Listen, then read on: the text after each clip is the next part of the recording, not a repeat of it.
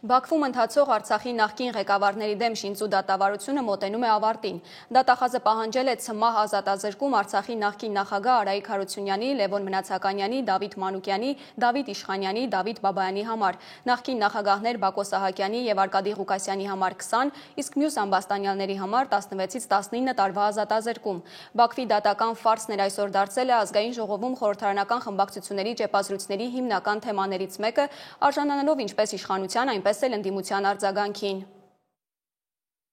Եվ թվում է, թե պիտի Հայաստանի քաղաքական, թե ներքաղաքական եւ թե արտաքին քաղաքական օրակարգում մեր գերիների ռազմաքաղաքական այլ ղեկավարության վերադարձի հարցը լիներ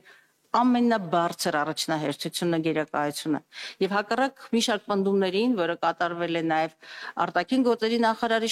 շուրթերով, թե իբրև թե մեր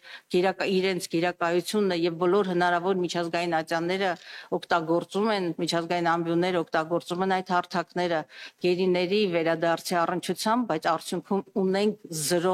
արդյունքում ունենք 0 արդյունք։ Մենք հայտարարել ենք, ասել ենք, որ մտահոգություններ ունենք, խիստ խոր մտահոգություններ ունենք Բաքվում տեղ ունեցող դատավարության վերաբերյալ եւ այո, ես պետքա բնականաբար երկրորդեմ պարոն վարչապետին առ այն, որ ստեղծված մթնոլորտը, խաղաղության մթնոլորտը նպաստավոր պայմաններ պետք է ստեղծի, որ կարողանանք լուծել ուրեմն Ադրբեջանում պահվող մեր բոլոր հայրենակիցների իրենց տուն վերադարձի հարցը։ Այս ուղղությամբ մշտապես ամենօրյա աշխատանք է տեղի ունենում։ Սա մեր համար առաջնային խնդիր է եւ մենք հույս ունենք, որ առաջիկա գործընթացները, որոնք խաղաղության մասին գործընթացներ են, կհեշտացնեն գործընթացները եւ մթնոլորտ եւ միջավայր կստեղծեն, որպեսզի մեր բոլոր հայրենակիցները վերադառնան տուն։ Շնորհակալություն։